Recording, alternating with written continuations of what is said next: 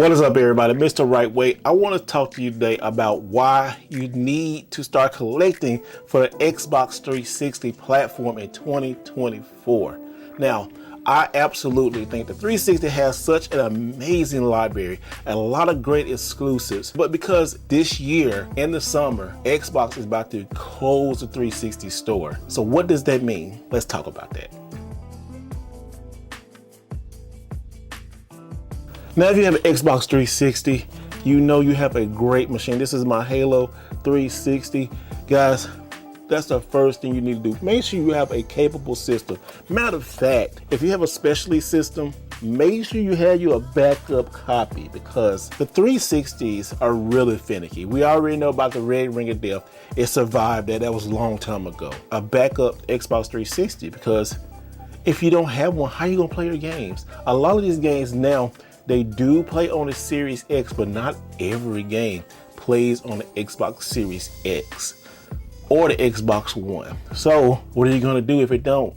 You need a 360 to backup, or you need two. They're absolutely very affordable. I saw Xbox 360s online as cheap as $60 all the way up to $250. Even cheaper than that. It's dependent on the system, the availability, how well it is. Definitely when you're looking for a 360, make sure it doesn't red ring. Make sure it plays this good, and make sure it's not dirty. A lot of 360s are so nasty and filthy. Don't do that. Now, when you get your Xbox 360, you might say, what games do I need to get?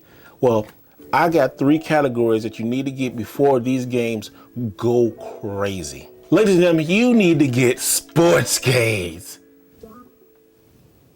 No, you don't. No, you don't need to get sports games.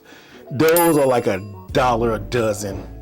But some sports games like the NCAA 14 and Madden 17, they cost a little bit more, especially NCAA 14 one. But we'll see how that game drops because a new NCAA game is coming out. Yes, I know, before y'all put it in the comments. But I want to talk about RPGs. RPGs like this, The Last Remnant. Now this game is like $8, right? Under 10 by Square Enix. Now, I have not played this game. This is in my backlog. I heard mixed reviews about this, but RPGs are great. You know why? Let me show you. Blue Dragon by the creator of Dragon Ball Z. This game, I got this for like $3 years ago. It's starting to increase. It's starting to get a little bit more expensive, right? This game is now about $20 complete. It's a 3-disc game, as you can see right here. It says disc 1, 2, and 3, as you can see how that is. You want to try to collect RPGs because Lost Odyssey, guys, I got this for $1 at a pawn shop. This game now is on track to cross over the $40 and $50 range, depending on if it's new. This game was kind of new, and I'm like, man, why did they just take the shrink wrap? I guess they wanted to see if the game was in there. This is like a 4-disc set. I have played this game. It's on my Series X. I have not even played with these discs. Yeah, I didn't say that, but anyway, pause. But getting RPGs are great. Another thing that you want to look out for is only on Xbox games. As you saw on Lost Odyssey, it had only on Xbox. A lot of games like Raiden 4, it's a great example. And this game is going over $30. It's a GameStop exclusive because at GameStop, they gave you a soundtrack. Now, who listens to soundtracks? Man, I listen to soundtracks. I love soundtracks. This is awesome, amazing. So pick that up. Some games on the 360 play a lot better, and it's the best version to play. Game I always talk about, guys. Need for Speed Most Wanted. Oh, I love this game. This game is great. This is probably my top 5 of Xbox 360 games. Another racing game, Ridge Racer 6. Such a good game. 6 was on Xbox 360, and then the Ridge Racer 7 was on PS3, and that was just weird. I don't know. Another games you want to get, Japanese exclusives that will play on your American system. Now, I got these when I went to Japan. Here's like New Japan Pro Wrestling. 2 shooters right here. Now, I'm gonna get y'all to see that better. I don't absolutely know what these say, so hold on. Screenshot, there you go. That could be the thumbnail, we don't know. Now with all this collecting, some games will get delisted. Like I said earlier, this summer, the 360 store is shutting down. And we already had a casualty, guys, right here. We got Spec Ops The Line, right?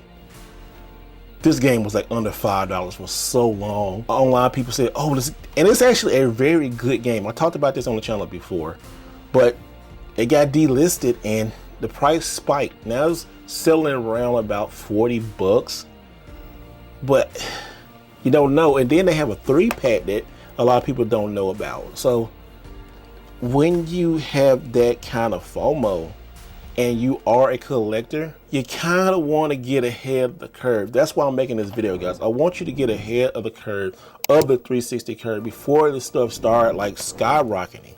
Speaking of stuff that really not skyrocketing, but is weird to me, the Call of Duty series. Now, you know, Xbox now has the Call of Duty series.